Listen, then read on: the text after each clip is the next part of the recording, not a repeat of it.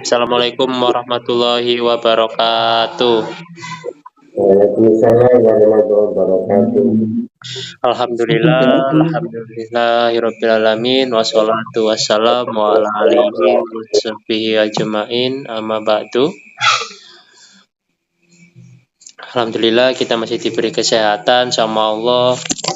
Kita bisa bersyukur untuk bisa terus mengkaji ajaran Allah dan kita tetap bisa istiqomah dan tabah untuk terus menjalani kajian rutin ini. Semoga kajian ini tentunya bisa membawa manfaat dan berkahan bagi kita semua. Amin amin ya robbal alamin. Allahumma sholli ala Sayyidina Muhammad wa ala alihi wasallim. Semoga kita dapat berharap hidup seperti halnya harapan hidup Rasulullah Shallallahu Alaihi Wasallam. Yang semoga dengan itu kita dapat tergolong jadi orang-orang yang istiqomah dan berakhir husnul khotimah. Amin amin ya robbal alamin. Untuk tema kajian pada hari ini akan membahas tentang doa pembawa neraka. Nah, ini seperti apa ini? Agaknya biasanya kan kita tahu doa itu yang baik-baik gitu dari ke surga. Nah, ini doanya ini bisa membawa ke neraka. Nah, ini bagaimana nih? Ini menarik yang bisa kita simak dan bisa kita cermati apa maksud dari ini doa kok bisa bawa ke neraka. Nah, ini seperti apa penjelasannya? Tentunya untuk mempersingkat waktu, sekarang pemateriannya yaitu Pak Abadi untuk mengisi pada tema hari ini. Ya, monggo Pak Abadi, waktu dan tempat saya persilahkan.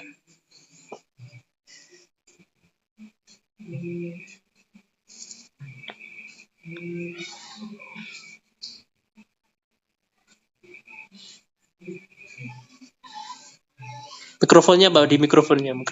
Tadi mantul soal.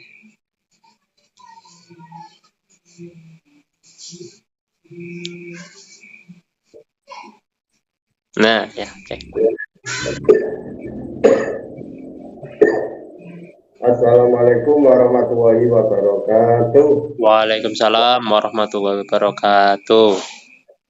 Bismillahirrahmanirrahim. Alhamdulillah. Wa syukurillah wa la haula wa la quwata illa billah. Rabbi shrah li sadri wa yassir li amri wa hlul 'uqdatam min lisani yafqahu qawli. Amma ba'du. Saya hayyul hadirun ittaqullah haqqa tuqatih wa la tamutunna illa wa antum muslimun. Puji syukur kehadirat Allah SWT. Alhamdulillahirabbil alamin kita bisa berkumpul walaupun lewat media seperti ini, tentu di sini dengan hati yang penuh semangat untuk membahas tentang topik yang di atas. Karena itu, salawat berserta salam kita selalu sampaikan kepada Nabi Muhammad Shallallahu Alaihi Wasallam. Allahumma sholli ala Muhammad. Di mana saya mohon izin pada malam hari ini untuk menyampaikan sebuah tema doa yang bisa membawa kemenangan. Sangat asing sekali. Karena itu memang dalam hal ini tentu kita jangan kaget dulu. Kita nggak sedang membahas tentang doa mengirimkan orang ke neraka. Seperti yang biasa terjadi di sinetron-sinetron itu kan ya. Nah, ini doa yang bisa membawa kita ke neraka jika kita ini tidak hati-hati. Yang sebagai pembuka. Doa dan niat yang ikhlas itu kunci utama. Jadi kunci utama itu doa dan niat yang ikhlas. Mari kita mulai dengan hal yang paling mendasar dalam berdoa. Tentu adalah niat. Niat yang baik itu penting. Kalau zaman sekarang penting bro, nah, kan gitu. Kalau niatnya sudah salah, ya doa kita juga bisa berbalik menjadi sebuah bumerang. Ya, kalau kita ibaratnya itu seperti ini, kamu lagi masak, tiba-tiba kehabisan bahan baku. Kamu coba menggunakan bahan yang nggak jelas. Ya, jadinya masakanmu malah nggak enak kan? Sama seperti doa. Kalau niatnya salah, hasilnya bisa nggak sesuai harapan. Nah, ini kalau niatnya salah, jadi hasilnya bisa nggak sesuai yang kita harapkan. Nah, ini sebuah contoh. Pernah nggak kalian dengar ada orang yang berdoa seperti ini? Ya Allah, mudahkanlah urusanku. Tapi kalau ada yang lebih sukses dari aku, biar dia jatuh aja deh. Nah, ini sebuah contoh doa yang salah besar. Karena apa? Karena niatnya sudah keliru. Kelirunya gimana? Ya karena kita berdoa bukan untuk kebahagiaan orang lain. Karena itulah ini justru bisa membawa kita di sebuah dosa. Jadi bisa membawa dosa. Loh, padahal Allah dalam Al-Quran mengingatkan kita agar tidak berdoa untuk keburukan diri sendiri. Nah, dalam sebuah hadis Rasulullah Shallallahu Alaihi Wasallam bersabda, yang artinya janganlah salah seorang dari kalian itu berdoa agar keburukan menimpa dirinya. Hadis riwayat Muslim. Jadi kalau sedang kesal atau marah, hati-hati dalam berdoa. Kalau doa itu bisa mengarah ke neraka, mendingan kita diam dulu deh. Nah, biar nggak jadi masalah besar. Bisa diulangi, kalau sedang kesal atau marah, hati-hati dalam berdoa. Kalau doa itu bisa mengarah kepada neraka, mendingan kita diam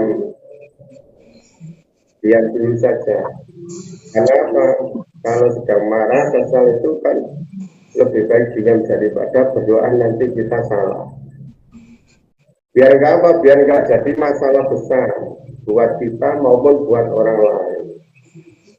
Itu yang kedua. Yang ketiga, doa untuk keburukan orang lain.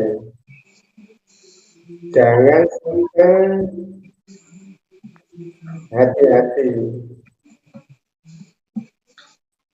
Maksudnya apa? Kita lanjutkan ya ke poin kedua tadi.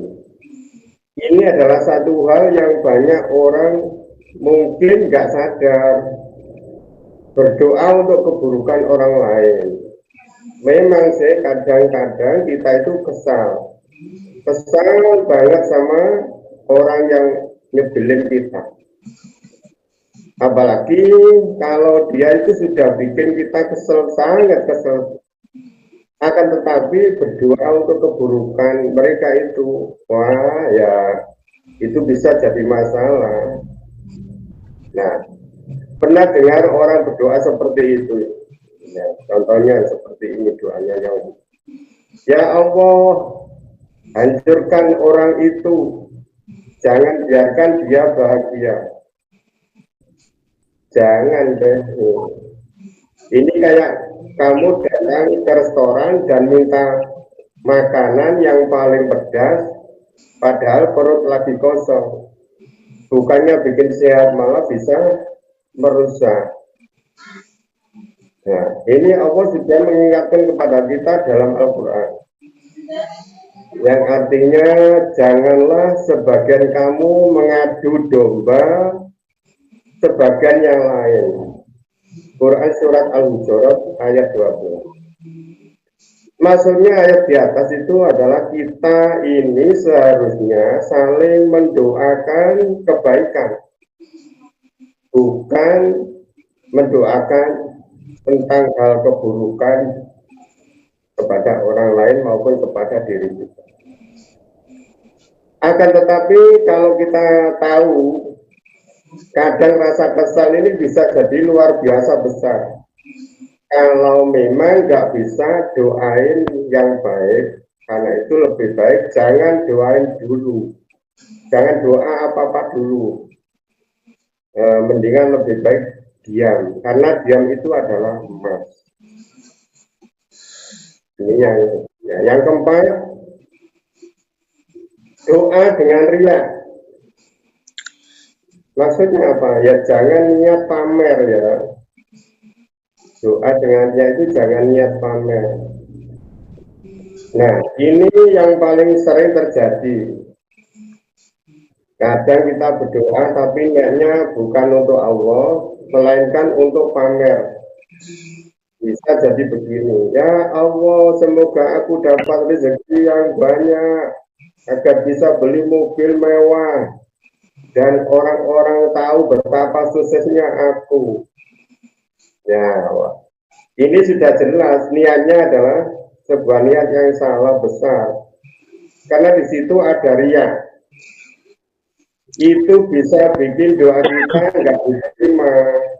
Dalam hadis Rasulullah SAW mengingatkan kita, yang artinya sesungguhnya Allah tidak menerima doa dari hati yang lalai.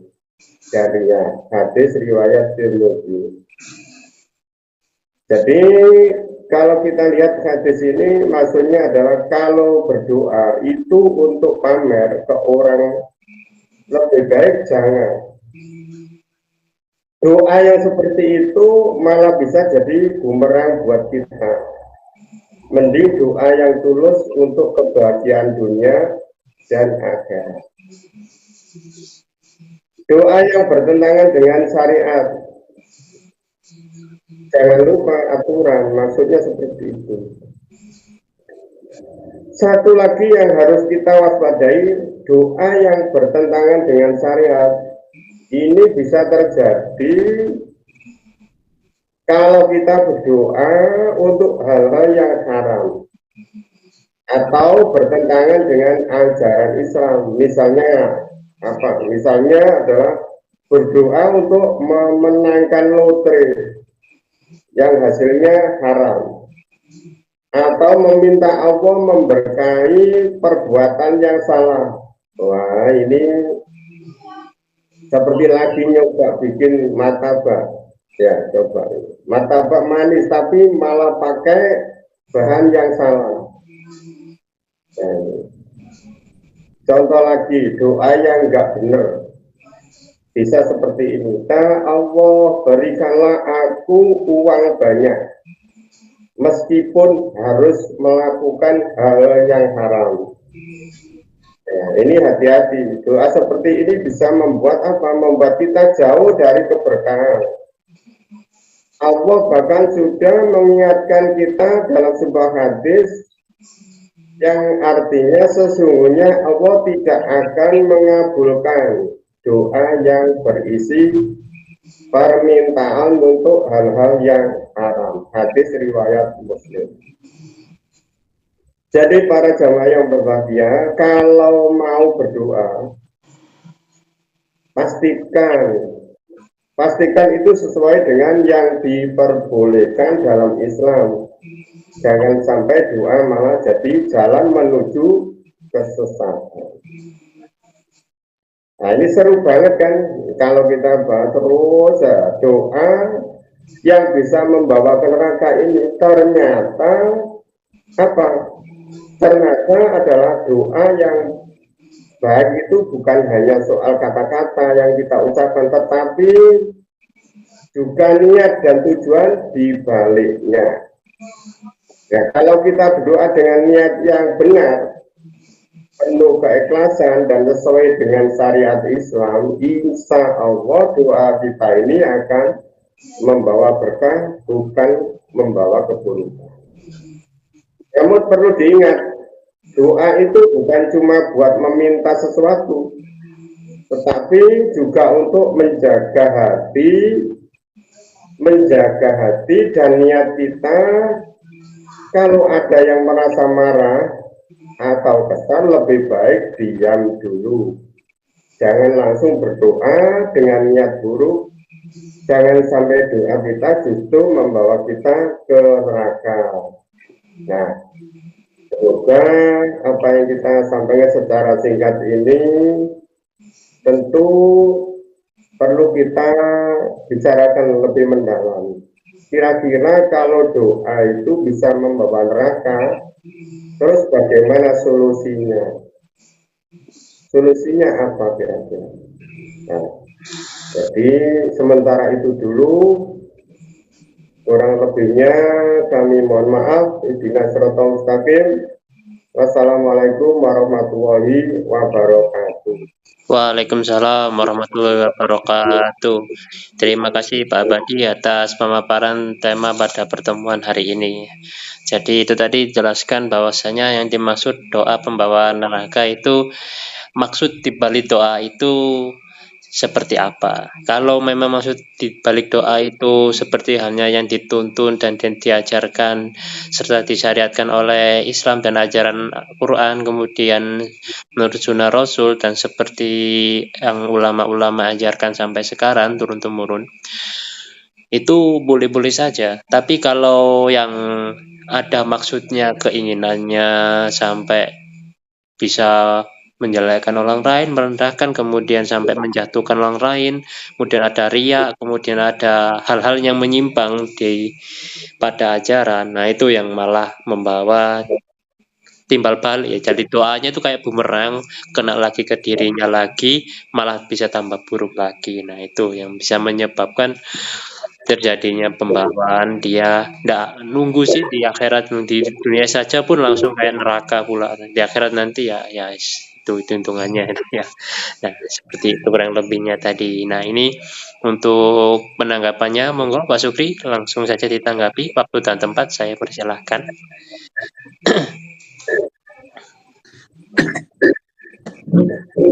Assalamualaikum warahmatullahi wabarakatuh. Waalaikumsalam warahmatullahi wabarakatuh. Ini yang pertama kita bersyukur ya. Semoga bisa menambah keimanan, bisa menambah ketenangan hati kita, dan juga bisa menambah kecintaan kita kepada Allah dan Rasul-Nya. Ini materinya sangat singkat. Tapi memang ini meskipun singkat tapi penting ini, dan banyak dilakukan orangnya.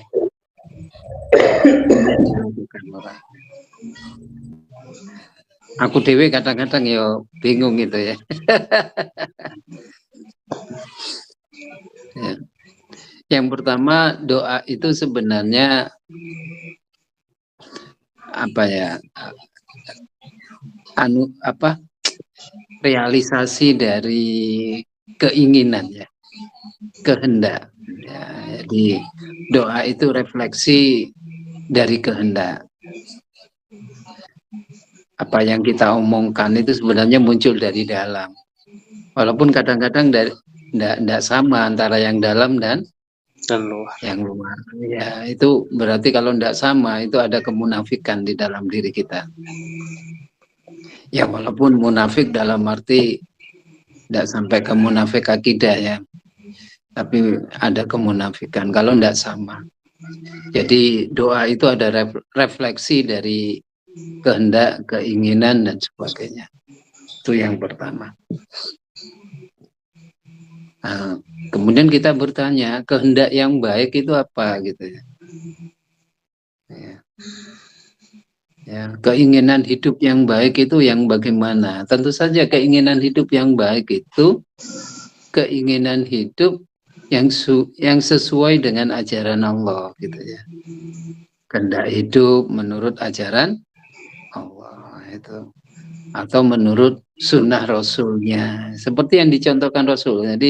Jadi doa itu yang terbaik itu adalah doa-doa yang memang diajarkan oleh Allah dan diajarkan oleh Rasul, dan dia juga kalau yang lain mungkin diajarkan oleh para ulama-ulama itu ya, ada doa yang dianjurkan oleh para ulama-ulama itu doa yang terbaik. Ya memang kadang-kadang kalau kita marah terus kita ingin berdoa kepada Allah, itu gimana caranya? Ya, umpamanya ya kayak Derli itu ya, terus dihianati mbak pacare ngono. Terus doa kita bagaimana gitu ya? Ya, doa kita bagaimana? Yang pertama doanya mungkin ya kalau doa yang baik ya semoga kita dapat gantinya yang lebih baik, sing pacarku ya dapat ganti yang lebih baik. Itu doa yang baik. Doanya yang baik begitu. Kalau memang mungkin mangkel ya, kalau yang jelek itu mungkin terus karena mangkel terus mandar kok oleh jutu yang lebih jelek dari saya, itu gak boleh itu. Itu gak boleh ya. Iya. Itu gak boleh itu. Ya. Mungkin yang masih ditoleransi itu begini doanya ya. Ya Allah tunjukkan keadilanmu gitu. Mungkin saking marahnya itu kita mohon ya Allah tunjukkan keadilanmu. Ya, itu kalau kita udah marah-marah betul itu rodok mangkel.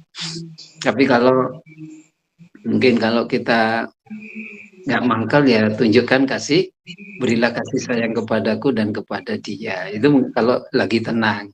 Tapi kalau kita lagi marah, memang tunjukkan keadilanmu gitu ya.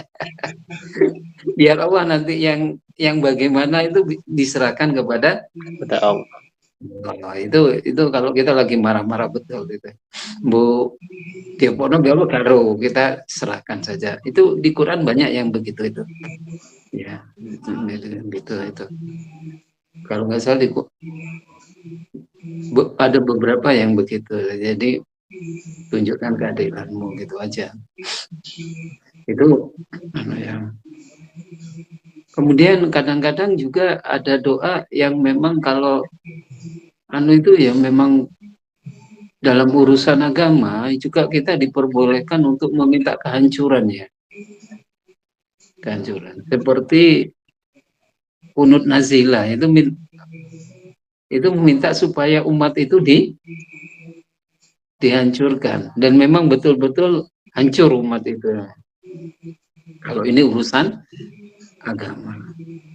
Ya, urusan agama begitu.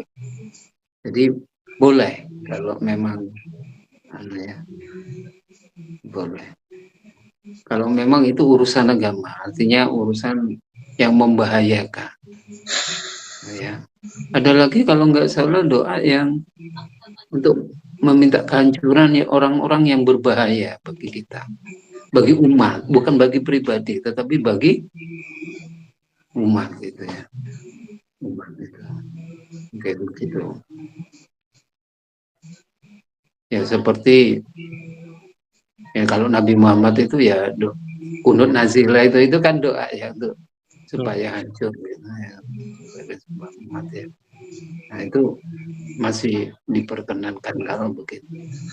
Tapi itu harus pemimpin yang ngomong begitu itu ya. Ya seperti barusan itu kita mohon apa itu? Barusan Palestina ya kita diminta seluruh bangsa itu untuk doa kunut bersama ya untuk kehancuran musuh dari Palestina itu tidak masalah kalau begitu. Ya. Itu enggak. Yang sulit adalah banyak orang berdoa seperti yang Pak Abadi sebutkan itu adalah yaitu kepingin dikabulkan tetapi niatnya tidak bagus. Ya seperti banyak itu orang-orang yang kepingin jabatan itu jabatannya naik DE poso, ya sholat malam, ya poso, sholat malam, minta itu kepada Allah supaya jabatannya naik. Tapi keinginan supaya jabatannya naik itu untuk korupsi ya. Jabatan lain kan iso golek duit gampang, korupsi ini gampang. Nah ini yang banyak terjadi memang. Bahkan orang-orang begini ini kadang-kadang datang ke kiai minta bantuan begitu ya, supaya jabatan naik. Kadang-kadang malah yang lucu lagi itu orang-orang ini berdoa sholat tahajud wis korupsi tapi minta selamat. Korupsi duit, KPK teko, dia poso berdoa sholat tahajud minta selamat. Nah ini kan enggak ya, ini enggak konsekuen. Iya kalau terus minta selamat terus dia enggak korupsi meneh, tapi kan kadang-kadang malah berkorupsi terus menerus ya. Yang paling fatal adalah seperti ini ya, nek musim pemilu itu loh. Iku lah wong sing caleg-caleg iku ya sembayang, ya anu ya ngetokno dhuwit kepingin jadi DPR. Tapi kepinginnya jadi DPR kan bukan kadang-kadang bukan untuk ngayomi rakyat, tetapi untuk menghancurkan rakyat. untuk itu gitu loh ya. Nah itu menjadi, kalau begitu itu kan doanya menjadi fatal gitu ya, menjadi fatal. Nah itu yang juga menjadi masalah itu adalah orang tua. Orang tua itu kadang mendoakan anaknya biar dapat pekerjaan yang baik, biar terus lagi jabatan iso akeh duit. Ya, ini masalah kan itu. Ya, duit ini hasil kerja gak masalah, tapi kadang-kadang iso korupsi itu. Itu bukan untuk menjadi anak soleh, tetapi menjadi anak, bukan menjadi anak soleh, tetapi menjadi anak kaya gitu. Ya. Doa sambil minta terus, sambil berusaha terus, orang tuanya mendoakan anaknya supaya anaknya menjadi anak kaya, bukan menjadi anak kaya dan soleh gitu enggak, tetapi hanya untuk kaya, dapat jabatan yang dikehendaki itu. Nah, ini kan begini, ini kan ya repot gitu ya. Ya, repot. Ya. Jadi itu orang tua yang seperti itu. Ya. Makanya ini pembahasan sebenarnya banyak sekali gitu ya. Kadang-kadang kita ini harapan hidup kita, keinginan hidup kita itu kudune kan sesuai dengan yang diharapkan oleh Allah dan Rasulnya. Tetapi kadang-kadang harapan hidup kita itu tidak sesuai dengan itu. Ya. Yang dimaksud doa itu bukan hanya yang kita baca, bukan. Itu yang kita baca itu hanya sebagian dari doa. Keinginan hidup kita itu doa. Cita-cita kita itu doa. Ya. Kalau cita-cita kita itu tidak sama atau mungkin bertentangan dengan kehendak Allah dan kehendak Rasulnya, itu kan jadi masalah gitu. Sakarepe dhewe, kehendaknya kehendak hawa nafsunya. Makanya kalau sudah begini, ini kalau kita ingin hidup sesuai dengan kehendak hawa nafsunya, maka kena ayat ilahahu hawahu, nafsunya menjadi Tuhan. Nah ini yang paling ruwet gitu ya. Ini sebenarnya doa yang paling penting ya. Tujuan hidup kita, kehendak hidup kita mau apa gitu. Kita nikah mau apa, kerja mau apa, dan sebagainya itu doa-doa semua, walaupun itu nggak diomongkan. Jadi doa itu refleksi dari keinginan kita, refleksi dari tujuan hidup kita. Ya. yang diomongkan, yang itu hanya sedikit, tapi yang penting itu apa yang ada di dalam lubuk hati kita. Karena yang ada di lubuk hati kita itulah yang akan berenergi, ya. Berenergi. Makanya kenapa kok banyak orang berdoa tapi nggak dikabulkan. Dungonya tapi nggak dikabulkan. Kenapa? Karena hatinya tidak bersih. Di dalam hatinya, di dalam otaknya itu ada aura negatif, gitu. Aura negatif. Sehingga antara omongan yang baik dan aura negatifnya itu campur, ya. Sehingga apa itu doa kita nggak terkabul akhirnya, ya. Kan begini ya, apa itu ada hadis kalau nggak salah dalam kitab Al-Ghazali itu saya sebutkan, ya.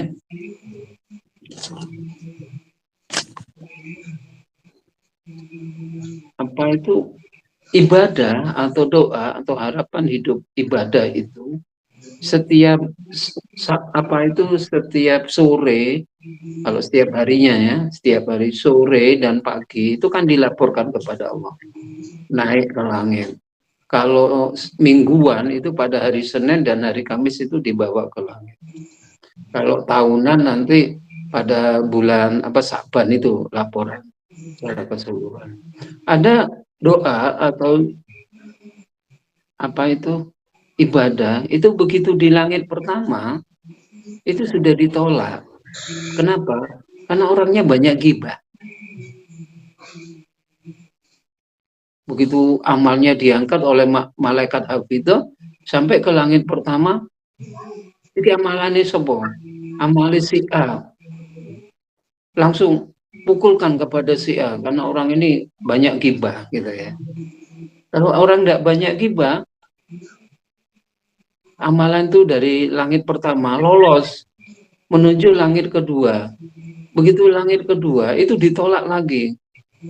Kenapa? Karena banyak namimah, adu domba antar. Mungkin dari gibah namimah itu lolos, pada langit ketiga itu ditolak karena sombong. Berdoa karena sombong, ibadahnya karena sombong, gitu ya. Mungkin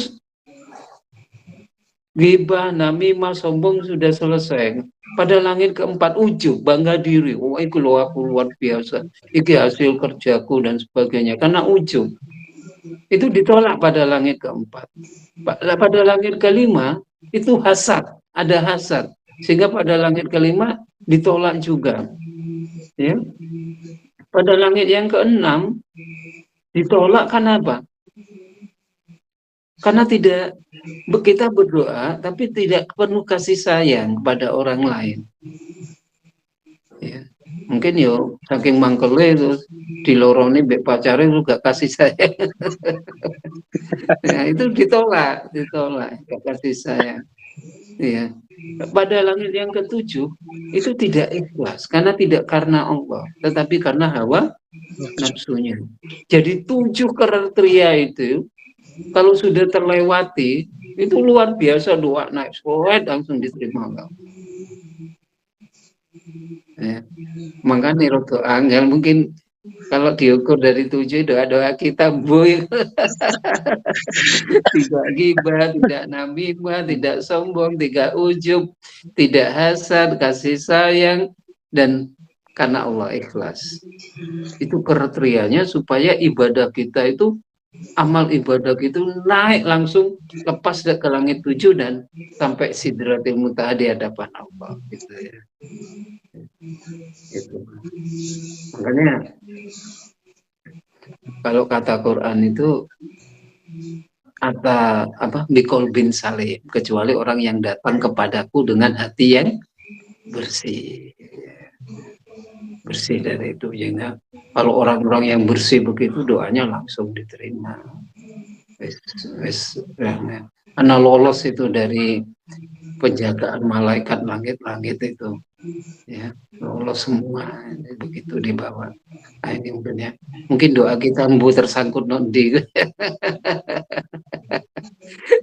Jadi ini Mbak Solike jadi tersangkut nek tersangkut dong apa diantem noe nang yang berdoa. yang berdoa. Di hadisnya itu dihantamkan kepada yang berdoa gitu ya. Nah, itulah mungkin yang dapat saya sampaikan ya. Semoga ya berdoalah sebaik-baiknya dengan penuh kasih sayang, jangan ujub, jangan sombong, bersihkan hati supaya apa itu aura doa kita dan gelombang doa kita itu tembus sampai ke langit yang ke-7. Kurang lebihnya saya mohon maaf. Assalamualaikum warahmatullahi wabarakatuh. Waalaikumsalam warahmatullahi wabarakatuh. Terima kasih Pak Sukri atas tanggapan pada tema pertemuan hari ini. Tadi jelaskan bahwasanya bagaimana itu doa seharusnya dilakukan oleh banyakkan orang. Yang sebaiknya harusnya berdoa itu seperti apa. Apalagi tadi dijelaskan ada tingkatan 7 langit ya, di mana doa itu keliling dulu lewat situ. Ya, 1 langit saja belum bisa tercapai, apalagi sampai langit ke-7. Ini kan repot ini malah nyangkut tidak apa-apa ya, masih bisa ke atas lagi. Tapi kalau tampolkan kembali kan nampol sendiri kan gimana. Ya itu perlu dilatih tentunya sampai pada tingkatan yang sampai ikhlas ya, ikhlas lillahi ta'ala. Bahasanya memang doa itu bukan untuk kepentingan, tapi memang untuk meningkatkan kualitas diri kita supaya lebih dekat dengan ridho Allah, kasih sayang Allah, sama dengan rahmat dan ridhonya tentunya. Nah ini Pak Abadi, mari ditanggapi kembali dan sekalian untuk penutup kajian hari ini. Iya, realita ini, realita daripada kehidupan. Itulah namanya kehidupan.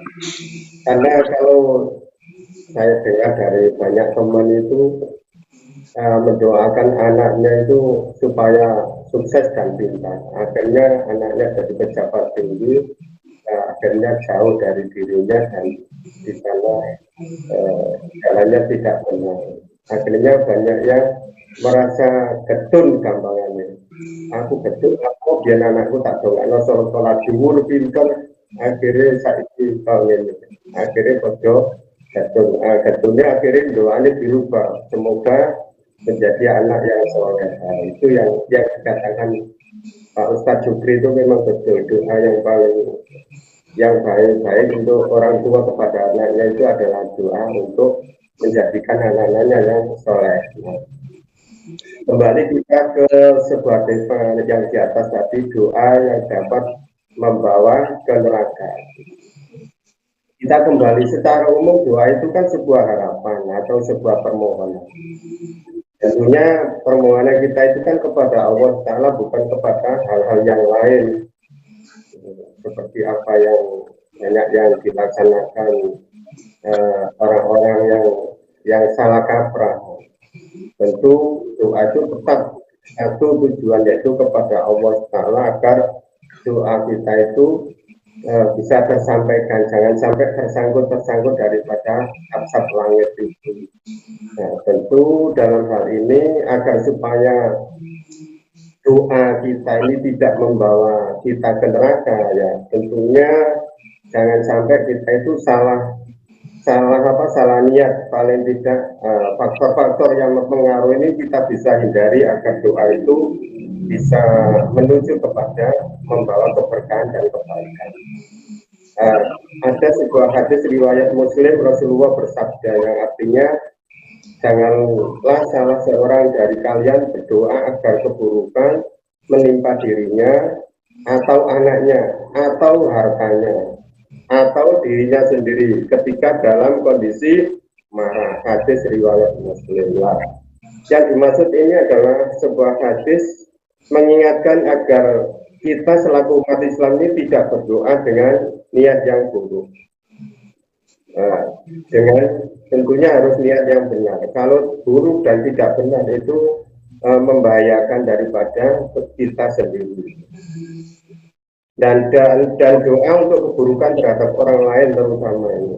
Di sini Allah berfirman dalam Al-Quran, Surat Al-Hujurat 12. Dan janganlah sebagian kamu mengadu domba sebagian yang lain. Adakah seseorang di antara kalian yang suka memakan daging saudaranya yang sudah mati? Tentunya kalian merasa jijik. Maka bertakwalah kepada Allah. Sesungguhnya Allah Maha Penerima Taubat, Maha Penyayang.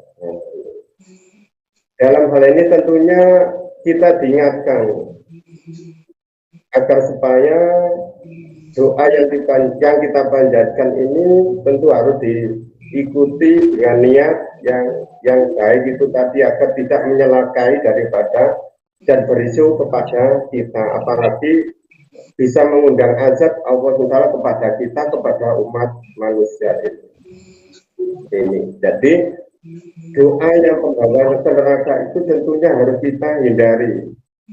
Yang selanjutnya adalah doa yang berlandaskan ria, yang tadi saya sebutkan sebagai pamer itu tadi. Di sini Allah SWT berfirman dalam Quran yang artinya sesungguhnya orang-orang yang ria, pamer adalah orang-orang yang memperlihatkan amal mereka dan mereka tidak ingat kepada Allah kecuali sedikit. Ini surat An-Nisa 142. Juga Rasulullah bersabda, sesungguhnya Allah tidak menerima doa dari hati yang lalai dan dari hati yang ria. Hadis riwayat Muslim. Doa yang selanjutnya yang bisa membawa ke neraka itu adalah yang bertentangan dengan syariat. Nah, dalam hadis riwayat Muslim Rasulullah bersabda, ada 3 jenis doa yang tidak ada tertolak. Ada 3 jenis doa yang tidak akan tertolak, yaitu doa orang yang terzalimi, doa orang yang sedang berpergian, dan doa seorang ibu untuk anaknya. Hadis riwayat Muslim. Jadi agar supaya doa kita ini tidak bisa membawa ke neraka, jadi tentu harus kita solusikan. Bagaimana solusinya? Nah, ini agar doa yang dipanjatkan, yang kita panjatkan itu bisa mendatangkan keburukan, tentu harus kita hindari.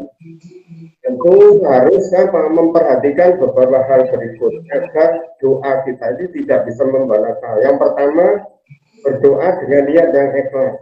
Maksudnya niat yang tulus, ikhlas hanya untuk mencari keridhaan Allah. Ini adalah syarat utama agar agar doa diterima olehnya. Jangan sampai berdoa dengan tujuan untuk pamer atau mencari perhatian dari orang lain. Itu yang pertama. Jadi niat yang ikhlas. Yang kedua, berdoa untuk kebaikan. Doa harus berisi permohonan yang baik dan bermanfaat. Baik untuk siapa? Untuk diri sendiri, keluarga, masyarakat, dan umat Islam secara keseluruhan. Dan jangan sampai kita itu berdoa untuk keburukan terhadap diri sendiri maupun kepada orang lain. Itu solusi yang kedua. Solusi yang ketiga, mari kita tingkatkan kualitas ibadah. Maksudnya, ya perbanyak doa dengan khusyuk dan dengan kesadaran penuh. Jangan sampai doa hanya menjadi rutinitas tanpa kesungguhan hati. Selain itu, doa harus disertai dengan usaha yang sungguh-sungguh dan tidak hanya terhadap berharap tanpa berusaha. Jadi usaha, berdoa sambil usaha. Nah, kedua-duanya harus seimbang, harus sejalan. Yang keempat, menghindari perbuatan yang bertentangan dengan syariat Islam, yaitu doa kita yang harus kita panjatkan hendaknya tidak bertentangan dengan syariat Islam. Hindari doa yang memohon hal-hal yang haram atau yang bertentangan dengan hukum Allah. Jadi kesimpulan terakhir, doa itu merupakan bentuk ibadah yang sangat penting dalam kehidupan umat Islam. Namun doa yang salah bisa menjadi bumerang. Jadi kembali kepada seperti apa yang dikatakan Pak Sugri tadi, menghantam kepada kita kan jadi bumerang dan membawa seseorang ke neraka. Ini doa yang dipanjatkan tentu harus dengan niat yang baik, jangan sampai niat yang buruk, apalagi benci dan ria atau bertentangan dengan ajaran Islam.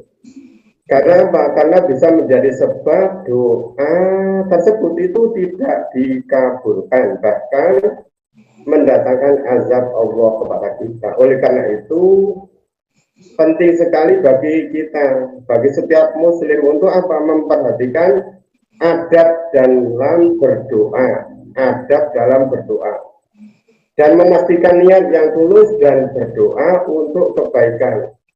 Nah, semoga kita semua ini dijauhkan dari doa-doa yang dapat menjerumuskan ke dalam keburukan dan selalu diterima oleh Allah Ta'ala. Amin ya rabbal alamin. Akhirnya itulah solusi daripada agar supaya doa kita ini tidak membawa kita ke neraka. Kita hanya berlindung kepada Allah, semoga kita diselamatkan, dimudahkan rezeki, dimudahkan jodohnya, dan dimudahkan segala usaha cita-cita kita, terutama dalam menghadap Allah itu tidak ada sebuah rintangan, ada kemudahan. Apalagi dalam keadaan dunia seperti sekarang ini penuh dengan ujian, penuh dengan cobaan. Zaman sudah akhir itu banyak godaan sekali, itu lewat media maupun lewat secara langsung. Apalagi sekarang narkoba seperti sudah biasa. Akhirnya banyak anak muda yang kena narkoba. Sebenarnya cara mengatasinya, jangan sampai anak kita itu ikut terjerumus dalam narkoba. Seperti di daerah saya ini banyak yang ditangkap karena apa? Mungkin salah pergaulan. Makanya alhamdulillah dalam kelompok seperti kita ini mendekatkan diri kepada Allah, masih kita jaga, masih kita hidupkan.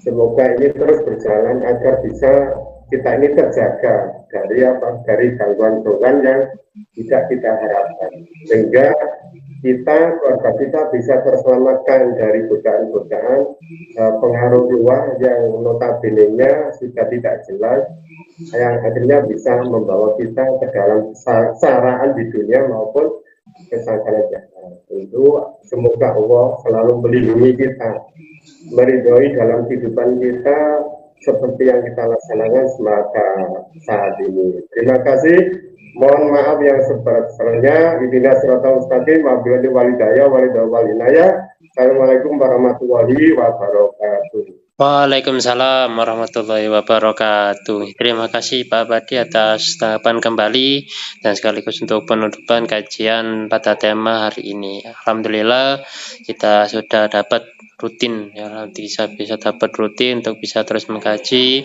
Tentunya bagi yang memang belum bisa ikut tak apa-apa, dilihat saja di video YouTube-nya, dan maaf sekali kadang memang video YouTube-nya tidak selalu konsisten seperti yang dulu, tapi insya Allah tetap bisa ngupload.